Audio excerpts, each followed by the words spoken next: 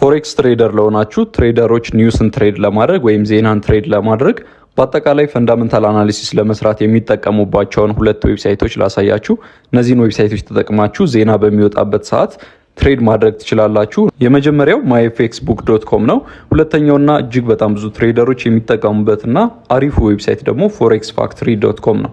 ስለዚህ ዌብሳይቶችን ካወቃችሁ ዜናን ትሬድ ማድረጋችሁ ምንድነው ጥቅሙ የሚለውን ለማየት እዚህ ጋር እንደምትመለከቱት ለምሳሌ ረጅም ካንድል ስቲክ አለ። ይሄ ካንድል ስቲክ የተፈጠረው በኒውስ ምክንያት ነው። እዚህ ጋር በምታዩት NFP ወይም ደግሞ ነን ፋርም ፔሮል በሚባለው ኒውስ አማካኝነት የተፈጠረ ነው። ስለዚህ እነዚህ አይነት ኒውሶች በሚወጡበት ሰዓት ትሬዳችን ላይ ከፍተኛ ተጽዕኖ ይኖራቸዋል። በተለይ ደግሞ ከፍተኛ ተጽዕኖ አላቸው የሚባሉት እዚህ ጋር የምታያቸው በቀይ ፎልደር ወይም ሬድ ፎልደር ኒውስ ያላቸው ናቸው። ሃይ ኢምፓክት ኒውስ እና ማርኬቱ ላይ እጅግ ከፍተኛ የሆነ ቮላቲሊቲ የሚያሳዩት ማለት ነው። ሌላ ከለር ያላቸውም አሉ፣ ፎልደር ከለሮች ማለት ነው። እንደምታዩት እዚህ ጋር ኦሬንጅ ከለር ያለው ኒውስ አለ። ይሄ ሚዲየም የሆነ ኢምፓክት ያለው ነው። እዚህ ጋር ያለው ደግሞ ኦልሞስት ምንም ኢምፓክት የሌለው ነው። ሶ ፎከስ ማድረግ ያለባችሁ ዜና ትሬድ በምታደርጉበት ሰዓት እና ፎሬክስ ፋክተሪን በምትጠቀሙበት ሰዓት ሬድ ፎልደር እና ኦሬንጅ ከለር ያላቸውን ኒውሶች ነው። ምክንያቱም የሚወጡት ዳታ ከፍተኛ የሆነ ተጽዕኖ ማርኬቱ ላይ ስለሚያሳድር ከፍተኛ ቮላቲሊቲ ያሳያሉ ማለት ነው። ሌላኛው ማይፌክስ ቡክን በምትጠቀሙበት ሰዓት ኢምፓክቱን በዚህ አይነት ከለር ልክ እንደ ፎሬክስ ፋክተሪ ያሳያቸዋል።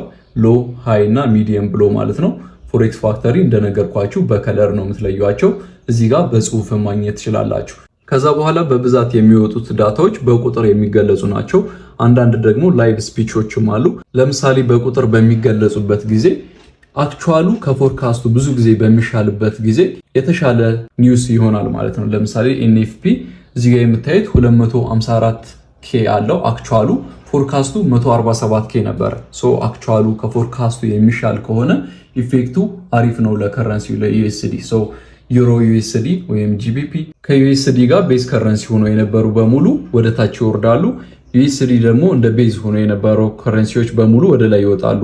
ዳታው አክቹዋሉ ከፎርካስቱ በተሻለበት ጊዜ፣ አንዳንዴ ደግሞ አክቹዋሉ ከፎርካስቱ በሚያንስበት ጊዜ ለከረንሲው አሪፍ ይሆናል ማለት ነው። ስለዚህ እዚህ ጋር ያሉትን ዳታዎችን በማየት ፎሬክስ ፋክተሪ ላይ ገብታችሁ ኒውስን ትሬድ ማድረግ ትችላላችሁ ማለት ነው። ብዙ ጊዜ ሬድ ፎልደር ኒውሶችን ትሬድ ማድረግ አይመከርም፣ ምክንያቱም ሞሮፍ ወደ ጋምብሊንግ ስለሚያመዝን ማለት ነው።